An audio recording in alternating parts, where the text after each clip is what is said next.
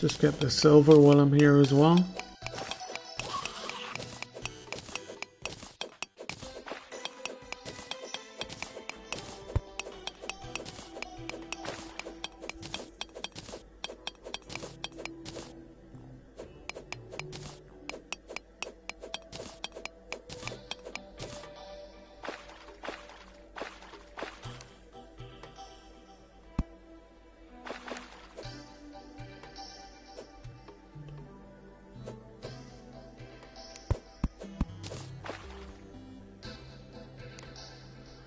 Well, platform, of course. The little wooden platform rather than actual blocks of wood. Okay, zombie killing time. This is one of the reasons I like the pick actually. It's got the ability to lock down a lot of enemies. Quite easily keep up in time with about 4 or 5.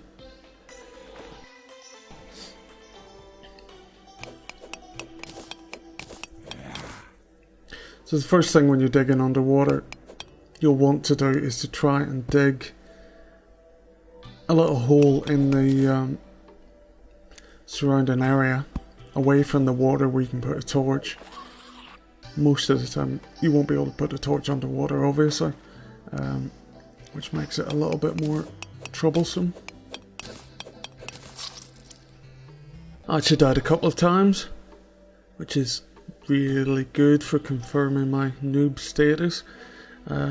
You'll notice a few extra platforms and things on the way. I managed to fall down the cave right next to the house and had to put a few platforms and things to get back out again. One of the disadvantages of wandering around in the dark. The star you saw me pick up there actually is a special item in the game. Whenever you pick up 10 of them you can craft a special item which gives you 20 mana points, magic points, whatever MPs.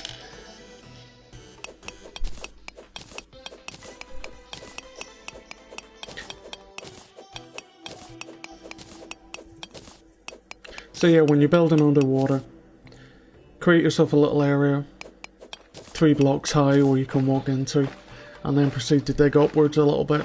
So to give yourself like a little breathing room. The water won't flow into areas like that. So it's always handy if you're stuck underwater to make one of those so you can breathe and mine under there if need be. If you need to then move on to another area, one of the things I like to do is to use the little air hole, dig out a few blocks above it, a couple of blocks to the left or right, depending on which way you've done it, and then dig myself on without the water following me. There's nothing worse in the game really than digging your way down to an unknown amount of stone with a lot of water piled on your head. It gets very uncomfortable very fast. So anyway, yeah, moving on. Let's get rid of this zombie. So yeah, going back to the stars. When you pick up 10 stars, one thing you can do is craft them into an item which when you use it will give you 20 MPs. So you can use those kind of like ammo for spells or certain weapons later on in the game.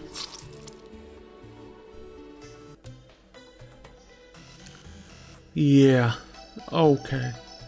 So you definitely want to watch your hair, because it was finished over there, really, wasn't it?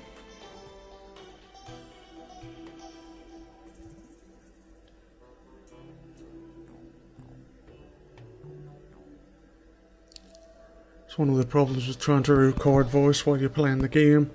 Concentration levels aren't entirely that high. A little platform there saved me falling down there again. And put up a couple of torches so we can actually see what's happening in the house.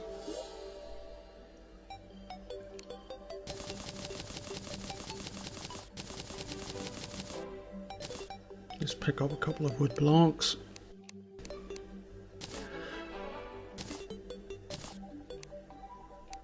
just pick up a couple of wood panels so we can finish off the back wall.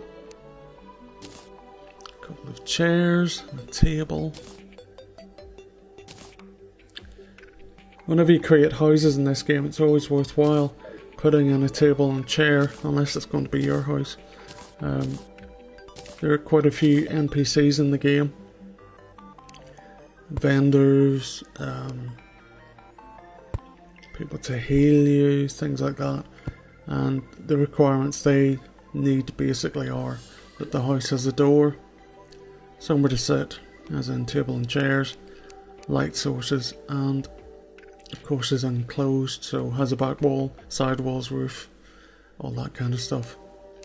Once you have that and meet other requirements depending on what the NPC is, they should move into the house.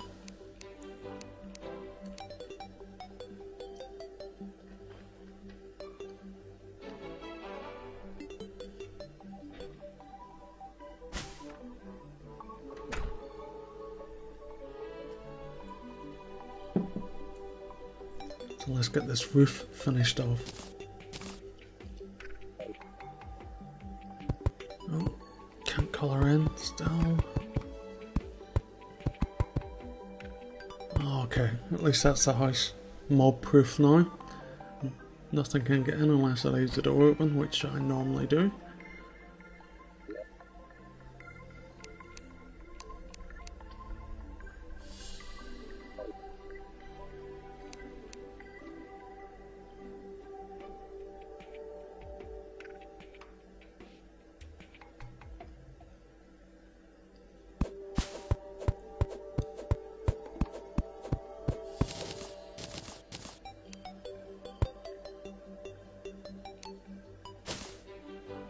Once you've cleared all the trees out of an area, one of the things you can do is to use the acorns that sometimes drop from the trees to plant more trees, which is always handy to keep up a nice source of wood nearby.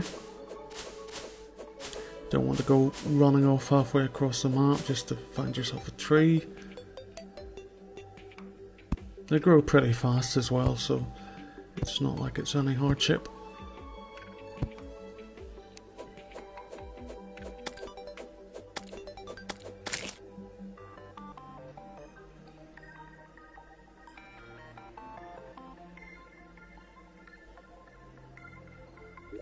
Make ourselves a furnace so we can melt some of the ores we picked up.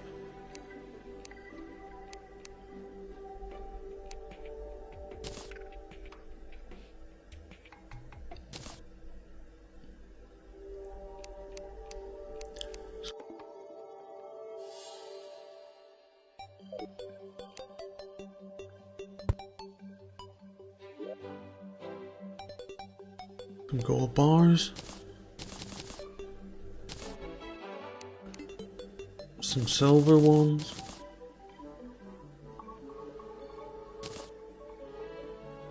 Oh, I told you about leaving the door open. Go on, Greenie, out you go. There we go, don't disturb me when I'm smelting.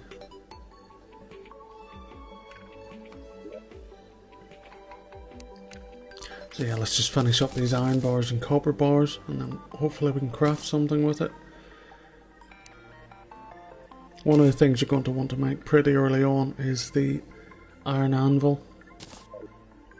You'll need it to make stuff out of metal basically.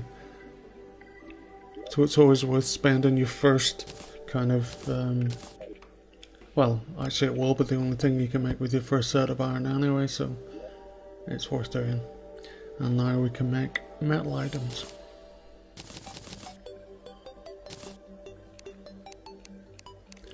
Not many metal items, but there you go.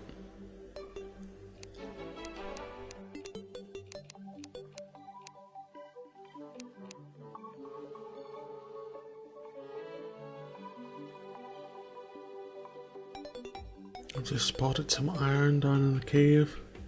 I'll go and pick that up, see if we can make anything nice with it.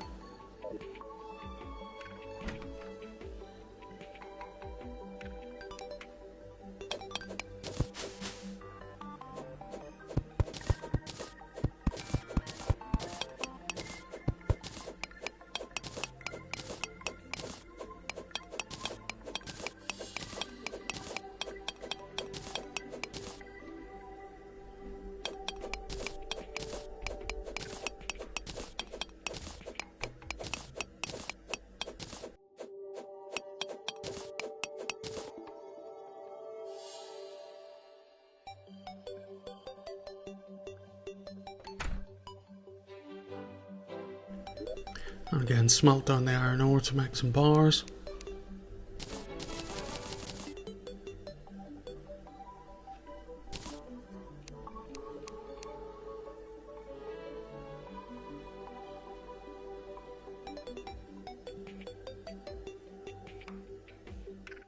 And there we go, we can make a few more items from iron. Let's make ourselves a sword.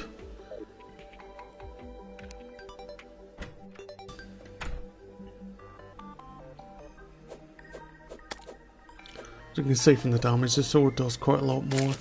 So if you're facing up against one or two enemies, it's probably better using that.